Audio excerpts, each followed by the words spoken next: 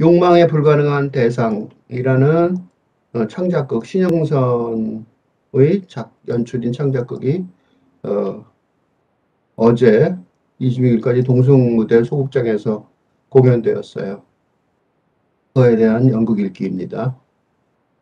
소극장 무대에 뛰어난 공연을 보는 일은 언제나 고통스럽습니다. 보고 난 후 밤길을 걸으며 아픈 마음을 달래려고 별도 잘 보이지 않는 서울의 한들을 한동안 우러러봅니다.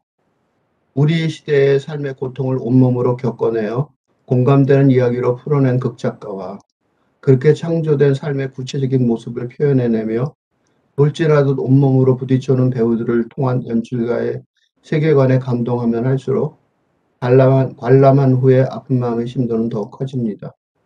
코로나 사태 때문인지 소극장의 관객석을 가득 메우지도 못하는 우리네 현실과 대조적이게 뛰어난 연극 무대의 괴리가 너무 크기 때문입니다. 1990년대 초에서부터 지금까지 진행되는 매월 마지막 토요일 남산 국립극장의 판소리 완창 무대를 그토록 놀라운 수준에도 불구하고 몇 명 되지도 않은 관객들과 함께 관람하였던 기억이 있습니다. 판소리계의 스타가 탄생하였고 웬만하면 매진이어서 기쁜 마음으로 가지 못하는 최근의 현실을 생각한다면 높은 수준의 무대가 결국에는 대중의 호응을 받게 되리라고 기대할 수 있을 것입니다. 동성무대의 소극장에서 공연된 욕망에 불가능한 대상은 믿고 볼 수 있는 신영선의 작 연출입니다. 연극이라는 장르는 단기간의 공연 후에 휘발되어 버리는 속성이 있습니다. 그러나 한국 희곡 명작성 82번으로 출간된 대본이 있고 지금처럼 이러한 리뷰를 쓰는 한 언제나 부활의 가능성은 있다고 믿습니다. 이 연극의 시놉시스는 다음과 같습니다. 취업준비생인 소진 29세 유채빈 분은 자살 직전에 인기 가수인 정현 39세 목소리만 등장한다 의 팬이 된다. 그를 가까이서 보기 위해 소속기획사의 인턴으로 지원한다. 기획사 대표 재혁 40세 김상태분 소진의 동기에 관심을 갖고 채용한다. 정현이 출연하는 뮤지컬 공연이 시작되고 분장실에 드나들게 된 소진은 정현의 서랍에 팬레터를 넣어둔다. 유부남인 정현과 상대역 배우의 연문이 퍼진다. 소진은 정현의 아내도 연무의 상대도 아닌 자신이 너무나 초라하게 느껴진다. 정현의 아내인 가연 40세 전성화분은 남편의 불륜 증거를 찾으러 분장실을 방문하는데 연극의 경우 대부분의 팜플렛에서 연출 의도를 찾아 읽을 수 있어요. 이번 경우에는 팀 스캐너의 5번째 연극 본격 욕망 탐구라는 제목 아래에서 다음과 같은 글을 읽었습니다. 어떤 가수를 좋아하게 되었다. 밤잠을 설칠 만큼 빠졌다. 그에게 편레타를 보냈는데 답장을 받았다. 심지어 몇 번째 편지가 오간다. 행복할까? 욕망은 살아가는 힘이다. 하지만 욕망은 남의 것이라고 철학자들이 그랬다. 욕망을 채울 수도 버릴 수도 없다. 우리는 행복할 수 있을까? 살아남을 수 있을까? 이 공연은 두 가지 면에서 크게 주목할 만합니다. 하나는 오랫동안 세계 1위라는 불명예를 안고 있는 한국의 자살 현상과 만연한 자살 충동에 관한 진지한 리포트이기 때문입니다. 그리고 다른 하나는 세계적인 현상으로 확산하는 BTS를 비롯한 K-팝 등 한국의 대중문화의 의의에 관한 깊이 있는 분석으로도 받아들여집니다. 소진, 녹음된 목소리. 삶은 비싸고 저는 가난합니다. 그러나 누구의 책임도 아니며 저의 허물 역시 아닙니다. 그저 흔히 있는 일이려니 하세요.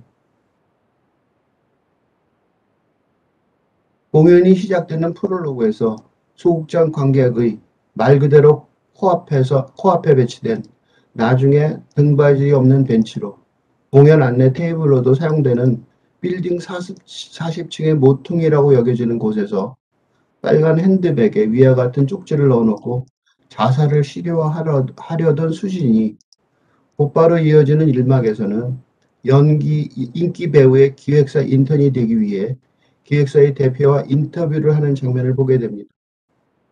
어찌 보면 관객이 정서적으로 소화하기에 너무 급격한 전환이기도 합니다.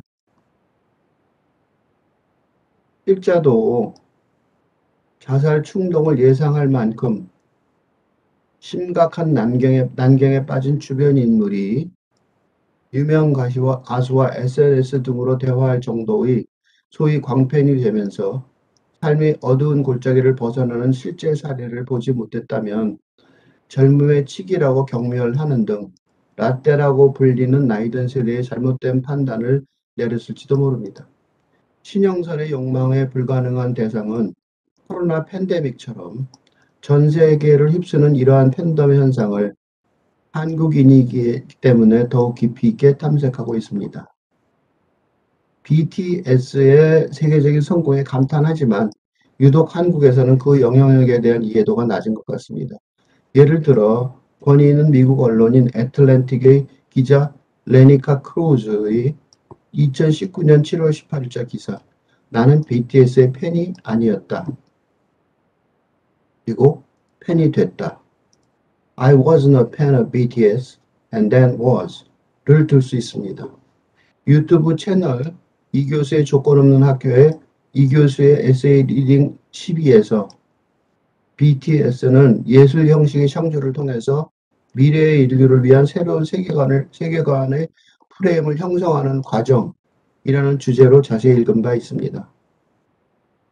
BTS는 20세기를 대표하는 용어 ABC, Atomic Bomb, The Beatles, Communism 중에 하나인 원자폭탄, 비틀즈, 그리고 공산주의죠. ABC 중에 하나인 1960년대의 비틀즈와 대변되고 있습니다. 한 시대를 대표했던 보이그룹이죠. 내게 있어서 BTS의 장르를 넘나드는 작품과 그들의 팬 공동체 속으로의 여정은 내가 성인 관객으로서 결코 경험해보지 못했던 기쁨과 강도를 제공해 주었다. 이따금 나는 내가 뭔가 사회의 경계선을 침범하고 있는 것 같이 느껴졌다. 허나 BTS의 팬이 된다는 것은 당신이 사랑하는 것을 아무렇지도 않은 듯 무시하는 수많은 편견과 계급 제도의 신미 안에 즉각 익숙해지는 것을 의미하며 그런 다음 그런 것 어느 하나도 당신에게 진정한 힘을 발휘하지 못하게 하고 있다고 결정하는 것을 의미한다는 것을 배웠다. 비평가들은 또한 BTS의 사회적으로 의식 있는 가사, 정신건강 등 타부에 대한 개방성, 젊은 세대에 대한 투쟁에 대한 공감, 그리고 자아사랑을 강조하는 메시지를 언급한다라며 크루즈 기자는 혁명적으로 세상을 바꾸려는 세계관 프레임을 젊은 세대를 대표하여 사적이고 공적인 측면에서 전달하려는 BTS의 철학적 메시지를 지적합니다.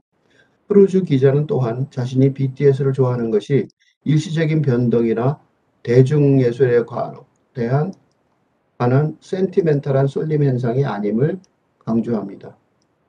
비전통적인 남성성의 재현, 기쁨에 넘치는 공연이나 이야기하기, 스토리텔링의 어지러울 정도의 복잡함 등 BTS에 관해 좋아하는 모든 걸 설명한 후 허드슨이 한숨을 쉬었다.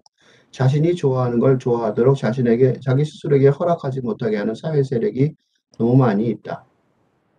BTS 음악에 있어서 가장 단순한 사실은 나를 행복하게 만든다는 것이다 라고 허드슨에게 말했다. 그게 또한 비밀스러운 쓰레기였다면 난 그걸 즐길 수 없었을 거야. 양심의 가책을 느끼는 즐거움, guilty pleasure를 전혀 느끼지 못하게 하는 BTS 음악의 기쁨은 기존의 세계관의 천박한 층위에 동조하는 대중문화 대다수에 있는 guilty pleasure 없이 불안과 우울의 증상에 제대로 대처할 수 있게 하는 세련된 철학으로 대중문화의 차원을 넘어선다고 증언하고 있습니다. BTS의 음악 세계는 천박하게 여겨지는 세계관의 층위를 폭로하기 때문입니다. BTS의 음악 세계가 부모와 조부모 세대 등 온 가족이 참여하는 종교 집단처럼 자비와 사랑의 다문화 공동체가 된 팬클럽 아미를 통해서 대중문화의 차원을 넘어서서 불안과 우울 증상을 더 잘 관리할 수 있게 해준다고 크루즈 기자가 설명합니다. 신영선의 욕망에 불가능한 대상에 목소리로만 등장하는 남정현에 대한 팬덤의 심리를 이해하기 위하여 BTS 현상에 관한 설명을 동원하였습니다. 신영선의 놀라운 성취는 팬덤의 형성에 관한 이러한 리포트를 훨씬 뛰어넘는 깊이에서 나옵니다. 세계적 현상이 되어버린 BTS는 오징어 게임 등 소위 K컬처에 관한 한국 내부에서의 다소 미지근한 반응을 욕망에 불가능한 대상이 적확하게 재현해내고 있습니다. 세상의 동향을 지배한다는 뜻으로 밀려드는 외세와 열광을 이루는 말, 그게 서세동점이죠. 태양의 세력이 동쪽으로 점진적으로 온다는 거죠. 등 19세기 서구 문화의 세계 전파 과정이죠. 그거를 아놀드 토인비가 뭐라고 그랬냐면 문화의 해바라기 현상이라고 그랬어요. 적어도 대중문화에 관한 한 한국이 최첨단 선진국가라면 그래서 한국을 중심으로 하는 K컬처가 해바라기 모양으로 세계 전체로 퍼져나가고 있다면 이러한 문화 전파의 해바라기 현상이 지금 벌어지고 있는 현실이라면 욕망의 불가능한 대상이 재현해낸 팬덤을 둘러싼 에피소드가 의미하는 바가 많습니다. 윌리엄 워즈워드 등 제1세대 낭만주의의 이데올로기가 있었는데 그 이데올로기가 너무 약간 어렵죠, 모호하고 2세대 낭만주의의 대표 주자 중 하나인 바이런적 영웅, 바이러닉 히어로라고 그러는데 영어로는 쉽게 풀어냈죠. 그러니까 영웅으로 딱 눈에 보이니까 이게 지금 요새 보는 그 마블의 영웅들의 원조죠. 쉽게 풀이해냄으로써 하루아침에 유럽 전역에서 스타가 되었던 것처럼 그러니까 쉽게 풀어내니까 다 이해할 수 있으니까 스타가 된 거죠. 이게 최초의 스타죠. BTS나 오징어 게임 등 대중문화 작품, 소위 K컬처가 새로운 시대를 예비하는 한국 문화가 있을 텐데 그걸 쉽게 풀이해냄으로써 세계적인 스타의 반열에 오르게 되었다. 라고 분석할 수 있다는 거죠. 워즈워드의 낭만주의 사상을 쉽게 풀어냄으로써 바이런이 세계적인 스타가 된 거랑 유사한 상황이다 이거죠. 그걸 어떻게 짐작할 수 있냐면 우선 욕망에 불가능한 대상에서는 냉소적으로 라는 질문이 여러 번 등장해요. 다음과 같이. 두 사람은 무대를 향한 문을 쳐다본다. 잘해요? 잘하고 있어요. 무심하게.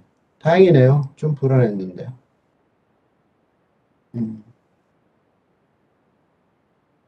냉소적으로.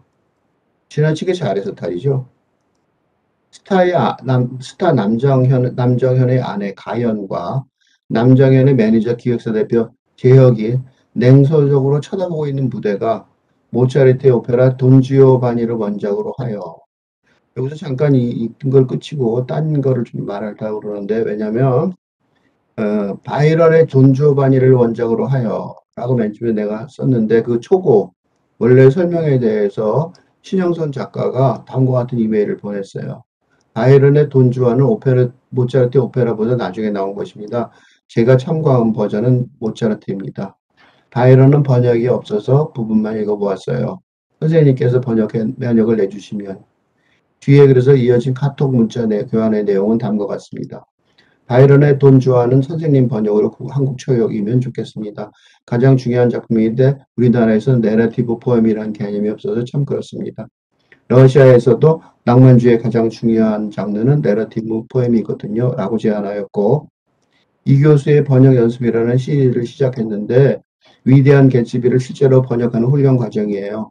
번역가들을 공개적으로 양성하려는 목표가 있는데 훈련을 받으려고 나서는 분이 있다면 강력하게 권고하고 제가 같이 도울게요. 라는 답변을 보냈고 신영선 작가의 네, 저도 주변에 권유해 볼 거예요. 시 번역은 시인이라는 대답이 왔습니다. 저의 무지가 새로운 작업으로 이어질지도 모르겠습니다. 그렇지만 무지를 좀 생각해 봐야겠죠. 이러한 무지는 필자의 공부가 얼마나 부족한지 드러내고 있음을 고백합니다. 우선 프랑스 혁명 등의 과정을 거쳐 확립되어 온 근대 인간의 독립 주체성 이데올로기에 기반하는 낭만주의 정신이 이 문학 예술계에서 실질적으로 정착되기 전까지, 즉 작가의 저작권 개념이 법적으로 확립되는 거는 그때 이후거든요. 그전에는 문학의 원전의 소유권자에 대한 배려 같은 게 없었어요. 예를 들어 한국의 심청전 같은 판소리는 여러 개의 판본으로 계속되어 온 거죠. 변해온 거죠. 그리고 형성문학이라고 그러죠. 형성문학. 그러니까 하나가 원전이 있어서 그대로 원전이 유지되는 게 아니라 바뀌어가는 거죠. 셰익스피어의 햄릿 등도 마찬가지예요. 전례의 이야기가 있는데 그걸 새롭게 써낸 형성문학이었어요. 또 근래에 들어와서 근래 한국에서는 민족 국가 정서의 고취를 위한 적절한 메티에르가 이순신의 전기예요. 그게 다양한 예술 장르로 계속해서 새롭게 만들어지는 형성문학의 원재료가 되고 있어요. 바람둥이 돈조반니의 전설을 바탕으로 많은 작품이 제작이 되었는데요. 오페라 전문가인 신영선 작가의 지적처럼 모차르트의 존조반니의 오페라가 1787년, 바이런의 서사시 돈주왕이 1819년에 나왔는데 부끄럽게도 이번에서 정말로 확실히 파악을 하였어요. 어렴풋이는 알고 있었는데 확실히 알게 된 건 이번이 처음이죠. 변명이겠지만 위대한 모차르트에 대한 이와 같은 오해는 다음과 같은 바이런의 영향력에 관한 이론에 큰 영향을 받았어요. 유럽의 시인들 대부분이 바이런과 같은 태도를 택하고 있었듯이 바이런처럼 썼어요. 그의 영향력이 아류 작가 중에서만이 아니라 주류 시인과 소설가, 예를 들면 독일의 괴테, 프랑스의 발작과 스탕달, 러시아의 푸시킨과 도스토옙스키, 그리고 미국의 멜빌, 화가, 벨라크루아 특히, 그 다음에 작곡가, 특히 베토벤과 베를리오즈 등 온갖 곳에서 나타났어요. 바이런적 영웅의 문학적 후계자는 폭풍의 언덕의 헤스클리프, 모비딕의 에이압 선장, 그리고 푸시킨의 위대한 시 유진 오네긴의 주인공이 포함돼요.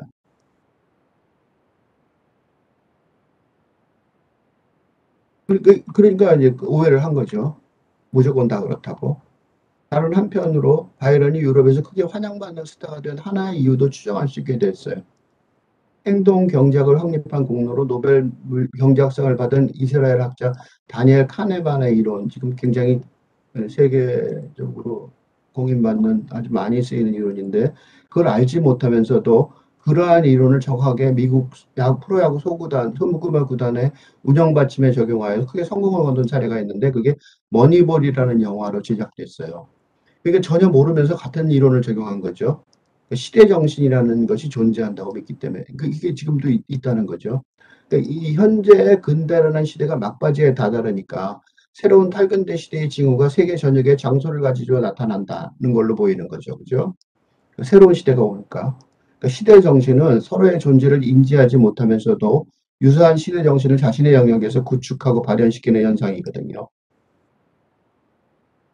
같은 전선을 바탕으로 모차르트 오페라가 먼저 나오고 바이런이 서사시가 뒤따라 나온 사례도 낭만적인 이데올로기라는 시대 정신이 근대 사상이 새롭게 도래한 시대 정신이었기 때문에 그렇다고 보여져요.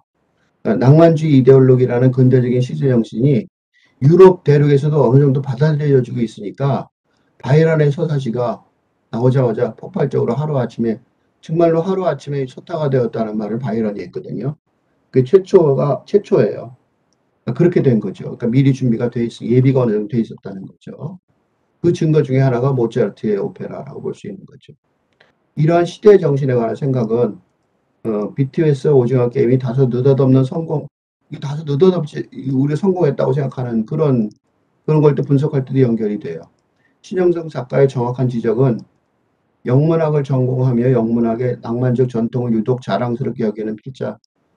내가 이렇게 자랑스럽게 쭉 살아왔는데 인문대학의 동문과가 불문과 교수들이 영국의 고유의 성취만 아니라는 지적을 한 적이 있었어요. 그걸 기억이 났어요. 그래서 그러면 학교 측의 동의를 결국 받아내지 못했는데 낭만주와 근대 정신이란 주제로 인문대학 교수가 전체가 참여하는 합동 수업을 하자고 제안을 해서 합의를 봤는데 학교 측에서 동의를 받아내지 못했어요. 그때는 오래전에 이런 거를 받아들이기 어려운 그런 시대였거든요. 그런 기획했던 적이 있습니다.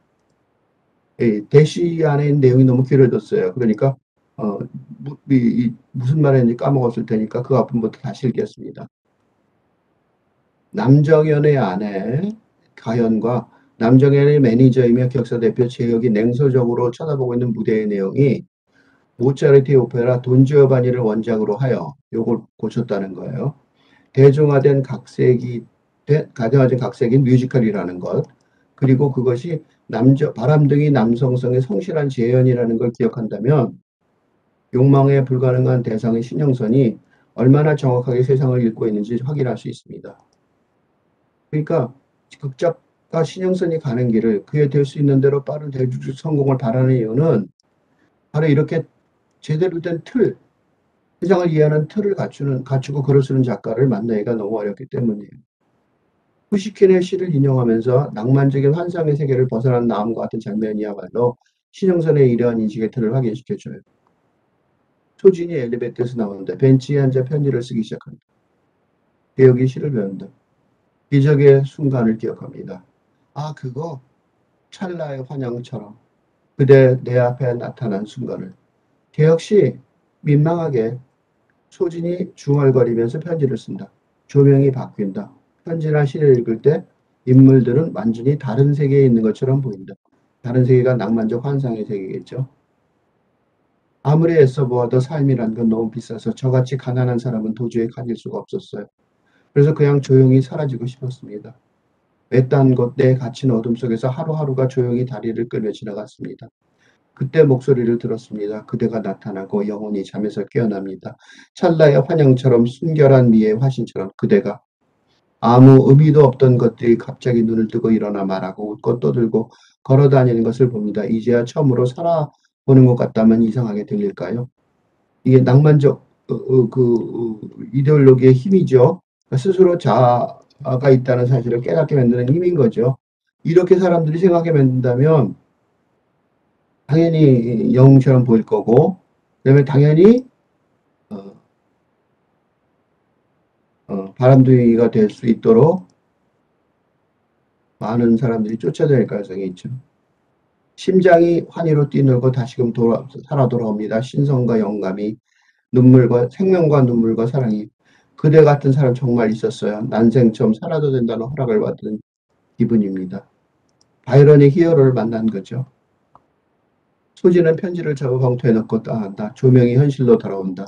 그 환상에서 깨어나는 거죠. 푸시킨이었어요. 직접 쓴 줄 알았는데요. 그럴 리가요. 딱 정현 씨 처음 봤을 때 심정이라서 적어보낸 거예요. 사람 마음이란 게 다 비슷하다 싶어서. 김희세긴 했지만 푸시킨이라니 나도 김새네. 그걸 어떻게 다 외웠어요? 잊을 수가 있어야죠. 그때 편지집, 필체, 우표, 봉안 스티커까지 생각나는 거예요.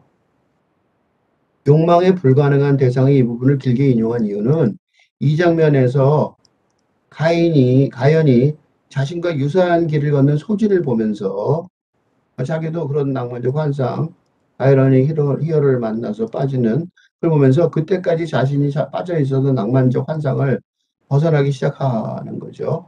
그게 되기 때문이에요.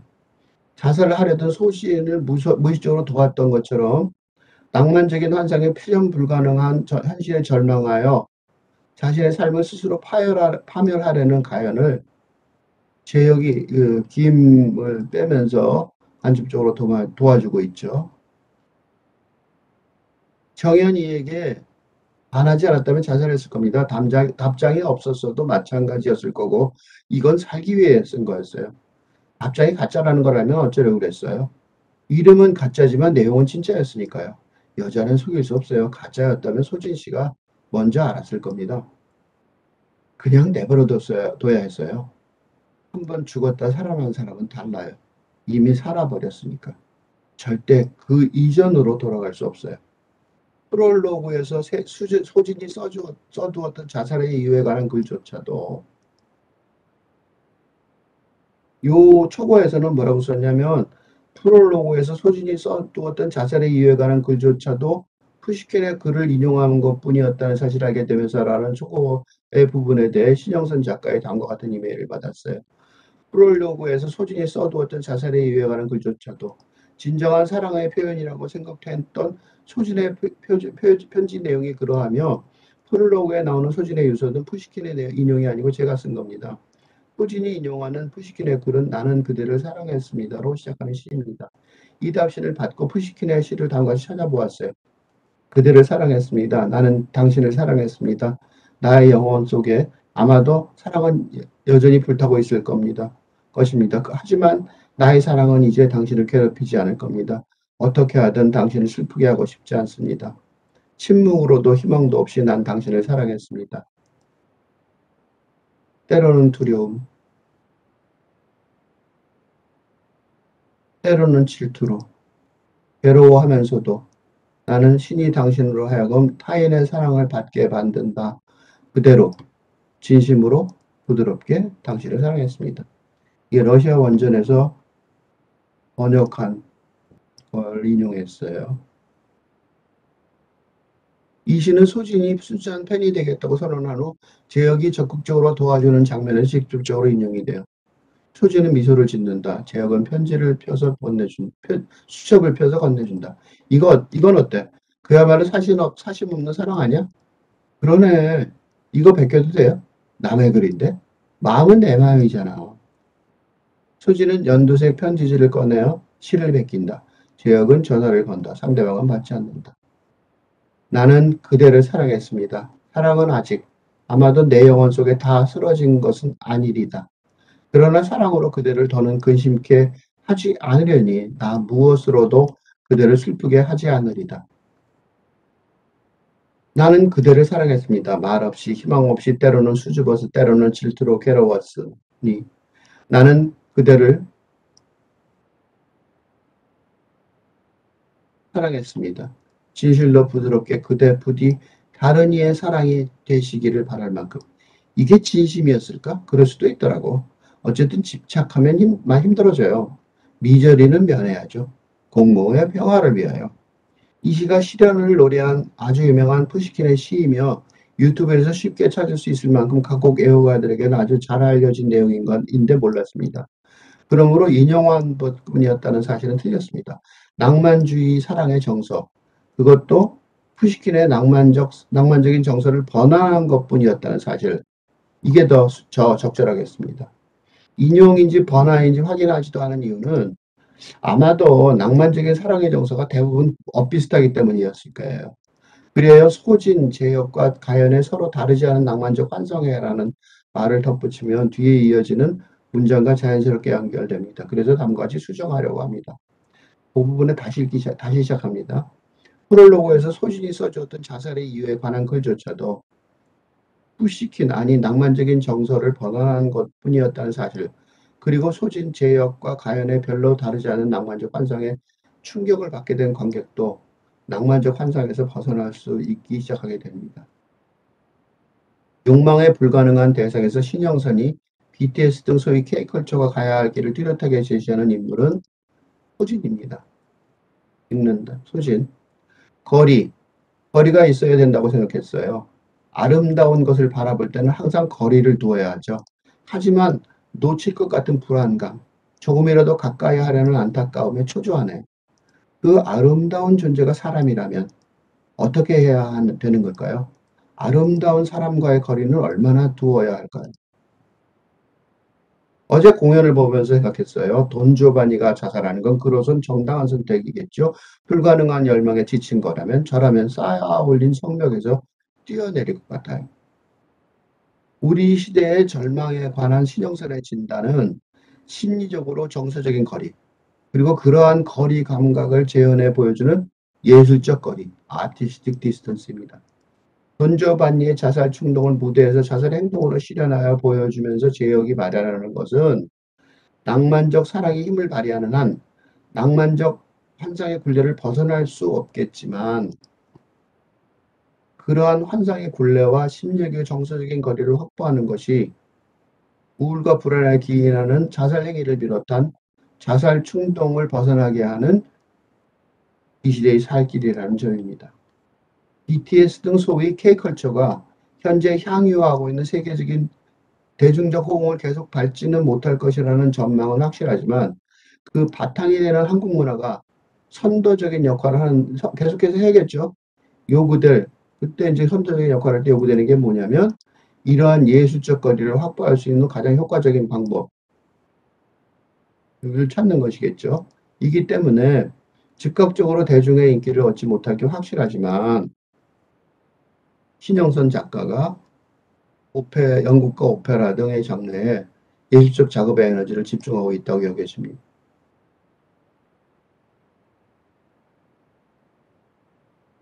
여기까지 얼마 남지 않은 연극 공연 기간 내에 관객이 더 올 수 있도록 홍보에 조금이라도 보탬이 되는 연극 리뷰를 쓰려고 하다가 혹은 글을 쓸 때 생각의 흐름에 초집중하는 버릇 때문에 팩트 체크 부분에서 가끔 오류가 발생하는 필자의 말하기와 글쓰기의 습관 때문이겠지만 두 개의 오류를 수정하는 작업을 해야겠는데 그걸 좋은 기회로 삼아서 처음부터 쓰고 싶었던 내용을 추가하려고 해요.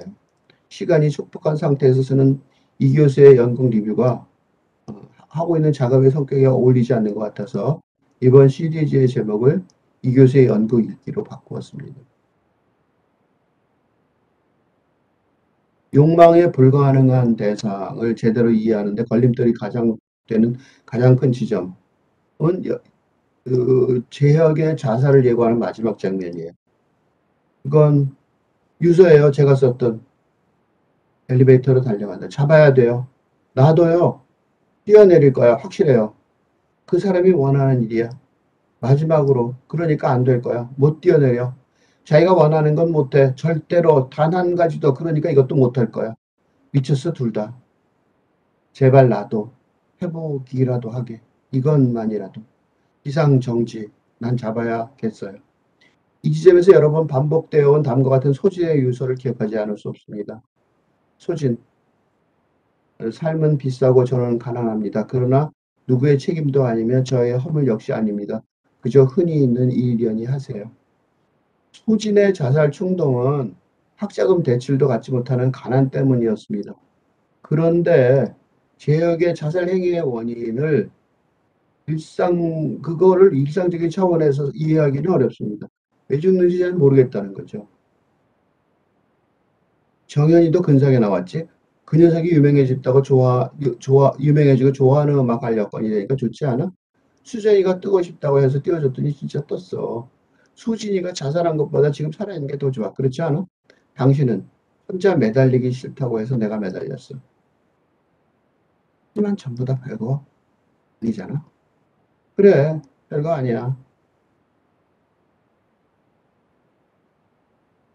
신영선은 소진의 가난처럼 제역이 자살 행위를 결정하고 실행할 수 있을 그럴듯한 이유를 관객이 거의 전혀 추측할 수 없을 정도로 빈틈없이 막아버리는 작업에 극의 2막 전부를 바치고 있습니다. 그러니까 2막의 1막이 아닌 2막의 전부는 바로 이 부분이에요.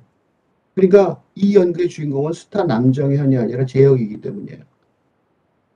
제역의 자살을 막기 위해 소진이 몸을 던지려고 할 만큼 그리고 가연이 자신의 스타 남편과 이혼하려고 결심할 만큼 남편이 진짜 천재는 당신이라고 했어요. 라고 스타 남정현이 자기 아내에게 고백하였고 실제로 또 형 나야 할 말이 있어 문 좀 열어봐 라고 스타 남정현이 맨 마지막 장면에서 애타게 찾을 만큼 그러니까 제역은 관객이 관람하는 이 연극의 진행 과정 속에서 정말로 인간관계의 스타가 됐어요.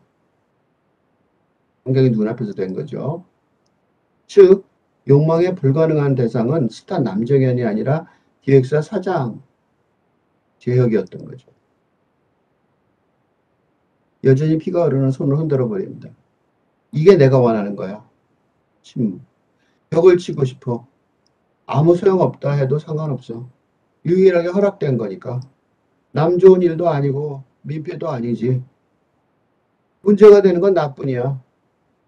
마이더스의 손이라는 별명을 가진 기획사의 대표.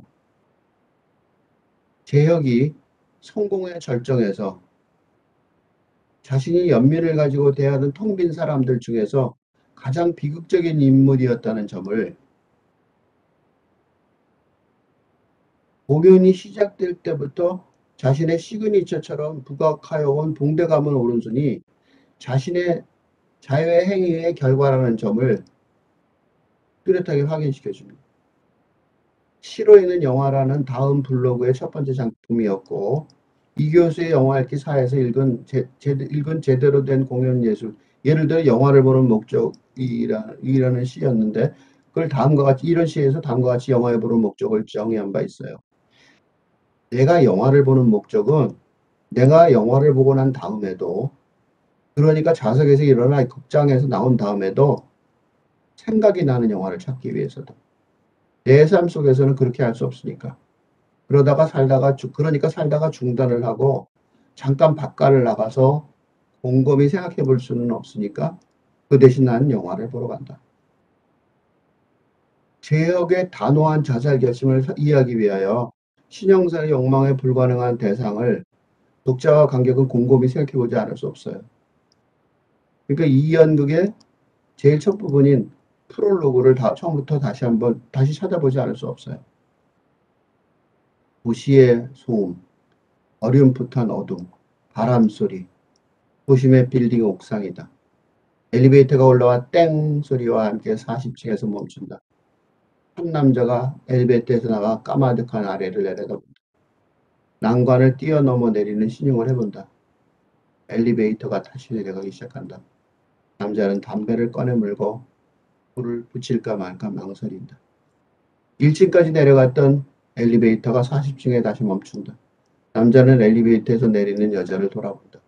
여자는 그가 있는 것을 모르고 아래를 내려다본다. 빨간 핸드백에서 쪽지를 꺼내서 읽어본다. 소진의 자살 시도 직전에 주인공 재혁의 자살 시도가 있었어요. 이 연극은 주인공 재혁이 드디어 자살을 감행하게 되는 과정을 그려내고 있는 거죠. 쉽게 말하자면. 소진을 비롯하여 가연에게도 에로스적인 사랑이라기보다는 악어패적이라고 말했을 정도로 재혁이 보여주는 사랑의 감정과 정서는 자살 충동을 안고 살아가야만 하는 동료 인간에 대한 동지에 비슷한 인간에게서 비롯한 것으로 보여요. 욕망에 불가능한 대상이라는 제목에서 대상은 스타인 남정현도 스타처럼 인간관계의 인기를 독차지하고 있는 제역도 아니고 제역이가 피가 나도록 주먹을 치면서 추구하던 욕망에 불가능한 대상이라는 점을 궁극적으로 알 수 있었습니다. 제역의 세속적인 성공의 현실을 확인하였기 때문에 그러한 성공의 실제성이나 지속 가능성에 의혹을 눈길을 보낼 필요가 없습니다. 그러므로 제역에게 자살의 최종적인 결심을 하게 만든 욕망에 불가능한 대상이 정말로 무엇이었는지 이 연극을 관람한 관객이라면 자신의 관람 경험을 이 연극을 읽는 독자라면 인경극의 대본을 읽는 독자라면 자신의 독서 경험을 다시 한번 되새김질하지 않을 수 없는 상황이 된 거죠. 도대체 왜 죽으려고 하는 거냐고요. 신영선이 욕망은 살아가는 힘이다. 하지만 욕망은 남의 것이라고 철학자들이 그랬다. 욕망을 채울 수도 버릴 수도 없다. 우리는 행복할 수 있을까? 살아남을 수 있을까? 라고 자신의 연출 의도를 밝히고 있어요. 그리고 소진의 다음과 같은 독백도 비슷한 내용을 길게 말하고 있어요. 욕망은 채워지지 않고 고통은 익숙해지지 않는 것이 본성일 테지요. 고통은 그 자리에 머물지 말고 일어나 떠나라는 각성의 목소리. 욕망은 달성하는 순간 손가락 사이를 미끄러져 나가는 내용 없는 기표. 욕망은 고통은 변화를 가져옵니다. 저는 이제 2달 전 그대를 처음 알던 그 사람이 아닙니다만 어느 때보다 본래의 저 자신과 가깝습니다. 그대는 사랑하기 편한 사람이라 쉽게 외로운 일을 끌어당기지만 그대 자신은 소모되지도 이용당하지도 가려지지도 않을 것을 압니다. 그대 목소리는 차마 기대할 수 없는 것을 한 번 더 하라고 사람을 다독이고 저는 못 이기는 척 한 걸음 더 가보기로 합니다. 이 연극에서 남정현이라는 인물로 재현되는 스타 산업의 본질이 그대는 사랑하기 편한 사람이라 쉽게 외로운 이를 끌어당기지만 그대 자신은 소모되지도 이용되지도 가려지지 않을 것을 압니다라는 구절에서 잘 드러나죠. 소진이 순수한 팬이 될 거라고 주장하는 것처럼 스타의 매력 때문에 말하자면 욕망에 불가능한 대사의 소유 불가능함이 자살의 행위의 원인이 되지는 않아요. 정반대로 소진의 경우처럼 욕망에 불가능한 대상처럼 보이는 스타에 대한 광팬이 되는 과정에서 자살 충동에까지 이르는 절망적인 심리 상태를 극복할 수 있는 힘을 얻게 돼요. 신영선의 욕망을 채울 수도 버릴 수도 없다. 우리는 행복할 수 있을까? 살아남을 수 있을까라는 질문은 다소 과격하고 과장되어 보여요. 그러나 제역이 자살을 감행할 것이기 때문에 욕망에 불가능한 대상의 영구적 결핍 상황으로 인해 행복할 수 있을까의 차원을 넘어서서 살아남을 수 있을까라는 차원의 질문이 성립해요. 욕망에 불가능한 대사의 관객과 독자는 이러한 극단적인 의문에 대답하도록 강요받고 있는 거죠. 2021년도 금년도 노벨 문학상 수상자가 루이즈 글릭이에요. 근데 이 시점에서 그녀의 시죠.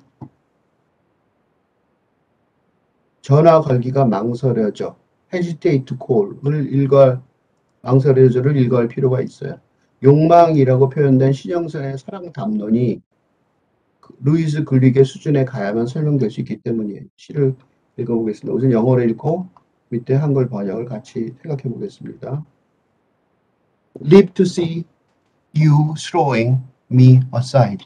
That thought, like a netted fish inside me. Saw you throbbing in my syrups. Saw you sleep, and live to see that all flushed down the refuse. Done? It lives in me. You live in me, malignant. Love, you ever want me? Don't. Live to see you. 당신이 보도록. 뭘 보냐면 throw me aside. 나를 옆으로 제껴놓는 걸 볼 때까지 살았네. 끝까지 간 거죠, 관계가. That foot. 그런 싸움이었어. Like a netted fish inside me. 내 안에 갇힌 그물에 걸린 물고기 같은. 내 안에 갇혀서 그물에 걸린 물고기 같이 빠져나가지 못해서 안에서 내부에서 싸우는 거죠. Saw you throbbing. 당신을 봤어. 약동하던 당신을 봤다는 거죠. In my syrups. 내 시럽 속에서. Saw you sleep. 당신이 잠든 당신도 봤겠죠. 같이 오래 살았을 테니까. And live to see. 볼 때까지 사는 거죠. 아까 live to see 이죠. 볼 때까지 살았다 그랬죠. 볼 때까지 사는 거죠. 그러니까 갈 때까지 가서 볼 때까지 산 거죠. 볼 때까지 살아서 갈 때까지 간 거죠. That all. 모든 게, 그 모든 게, 그 사랑의 모든 게, that all. 그 모든 게. 두 번 다 강조한 이유가 있죠. 그렇게 많은, 그치? 그 모든 게 flush down. 화장실에 변기에 물 내려가듯이 flush down. 씻겨 내려가는 거야. The refuse. 그 쓰레기. 다 내려갔죠? Done? 이게 이제 질문이에요. Done? 근데 이 제목이 뭐냐면 hesitate to call이죠. hesitate to call. 전화가 갈까 말까 망설이는 거죠. Done? 아니죠? 전화가 갈까 망설이는 거 보면. It lives in me. 그게 내 안에 살아있어. You live in me. 그게 나한테 살아있어. malignant. 악성이야. 사랑이 이렇게 쉽게 안 끝나죠? 안 넘어가요? 추억이 그렇게 사라지지 않죠? Love, you ever want me? Don't. 사랑이요. 당신이 나를 원했던 거? 그러지 마. Don't. 이 시에서 주목해야 할 지점은 마지막 사명이에요. 요거. 그게 내 안에 살아있어? 당신이 내 안에 살아있어? 악성이야. 사랑이요? 당신이 나를 원했던 거? 그러지 마. 이 시의 페르소나가 연인 관계가 완전히 끊어버린 그 연인을 잊지 못하고, 여기 보세요. 당신이 내 안에 살아있어? 악성이야. You live in me, malignant라고 말하면서 동시에 그게 내 안에 살아있어. It lives in me라고 말하고 있어요. 여기서 그것, it은 사랑이여 당신이 나를 사랑했던가 그러지 마. love라고 부르죠. You ever want me? Don't 라는 마지막 행에서 뚜렷할 수 있는 거예요. 그것이 뭐냐? 관계가 이미 완벽하게 끝나버린 연인에게 전화 걸기가 망설여져 라고 고백하는 심정을 모르지는 않겠죠? 만취해서 아주 오래전에 끝나버린 연인이 아직도 지워버리지 못한 전화번호로 카톡을 하거나 문자를 보내거나 심지어 전화를 걸었다는 사실을 술 깨고 나중에서 알고 당황스러워했던 이야기를 들은 적이 있을 거예요. 그러니까 사랑, 여기서 이 얘기는 그런 전화를 만들게 하는 것이 당신이라기보다 사랑이라는 거죠. 당신과 사랑 두 개는 다르죠. 그죠? 당신이 아니라 사랑이라는 것이. 그래서 가연과 재현이 하는 얘기 보면 그런 내용이 나와요. 그래서 결혼이 뭔가요? 사랑하지 않아요. 내가? 네. 정현 씨를? 네. 사랑했어요. 가지고 싶었던 거죠. 재혁 씨도 날 사랑한 게 아니죠. 내가 아니라 사랑한다는 것 자체를 사랑하는 거죠. 상대방이 아니라 그 사람에 대한 나의 감정을 즐긴다는 거. 인정하죠? 그거라면 우린 비겼어요. 열렬한 자기 사랑. 그래요. 이제 정말 다 된 건가요? 다 됐습니다. 예를 보더니 이제부터 20분은 같이 있어도 되겠군요. 가연에게 손을 내민다.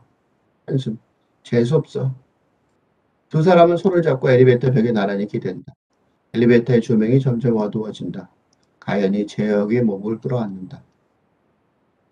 재혁이 사랑 담론이 가연의 욕망에 불가능한 대상에 대한 고통스러운 형상의 굴레를 벗어나게 해주기 때문에, 그죠? 느닷없는 육체적인 관계의 제한을 한숨을 쉬면서 받아들이게 하고, 결국에는 남편과의 이혼을 진지하게 고려해보는 단계까지 가게 하는 거죠. 이는 욕망은 살아가는 힘이다. 하지만 욕망은 남의 것이라고 철학자들이 그랬다. 욕망을 채울 수도 버릴 수도 없다. 우리는 행복할 수 있을까라고 말하는 연출의 변에서 선영선이 질문하는 차원에서의 삶이다. 그러나 가연이 행복할 수 있을까? 이 차원이죠. 그러나 가연이 그 사람에 대한 나의 사랑이라고 정의하고 제혁이 열렬한 자기 사랑이라고 말하며 동의하는 루이즈 글릭이 지적하는 사랑 그 자체의 환상적인 굴레의 허구성. 그리고 대상을 사랑하는 게 아니라 사랑 그 자체죠. 즉 욕망에 불가능한 대상이 되어버리는 사랑이라는 욕망 자체의 문제. 이거는 우리는 행복할 수 있을까라고 하는 질문하는 차원을 넘어서 살아남을 수 있을까라고 질문하는 차원으로 들어가 버리게 한다는 거죠. 사랑이라는 것 자체가 없어진다면 살아남을 수 있겠냐는 거죠.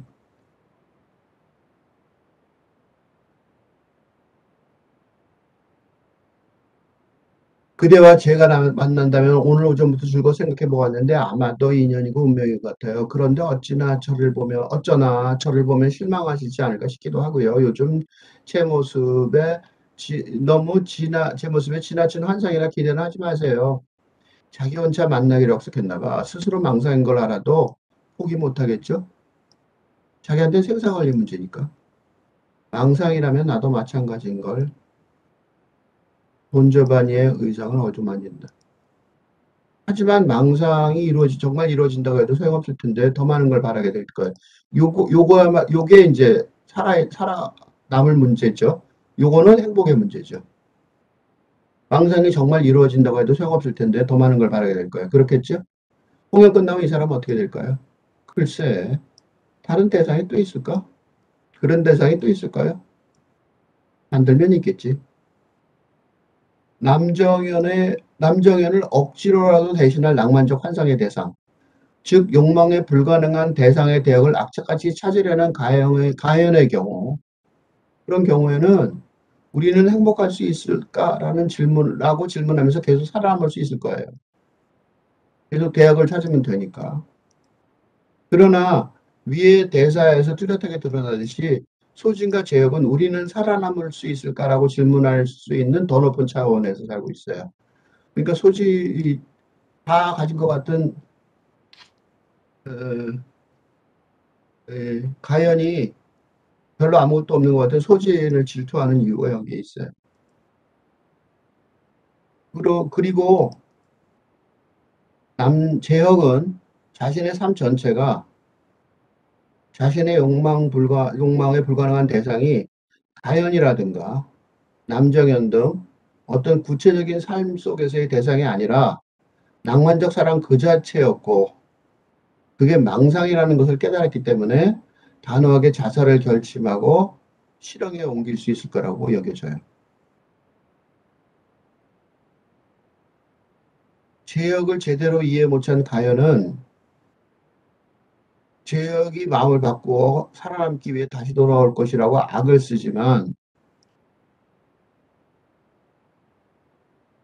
소진은 제역이 살아남을 수 없을 만큼 근대적인 사랑의 이득의 자체에 절망하고 있다는 점을 깨닫고 비상정지, 난 잡아야겠어라고 단호하게 말할 수 있었어요. 제혁이 소진에게 프롤로그에서 베풀었던 자비의 행위와 비슷하게 소진이 제혁이 타고 있는 엘리베이터의 상승을 정지시키는 기민한 행동을 하고, 뒤이어서 제혁의 실존적인 절망감에 공감을 표현함으로써 제혁이라는 인물이 살아남을 수 있게 될 것인지는 핵심 문제가 아니에요. 신영선이 이 연극을 통해서 소개하려고 하는 제혁이라는 문제적 인물이 대표하는 루이즈 글럭 같은 차원에서 질문하는 이 시대의 근본적인 난경을 제대로 이해하고 인류 공통의 과제로 받아들이는 자세가 필요하다고 여겨져요. 사랑이 사라진, 사랑 자체가 망상이라고 여기는 시대를 질문하는 거죠. 시대의 문제, 그 사랑의 문제를 질문하고 있는 게 이 연극의 핵심 질문입니다. 이 연극의 팜플렛이에요. 시놉시스가 이렇게 있고, 연주의 변이 있고, 시놉시스가 있고, 나오는 사람들이 이렇게 있습니다.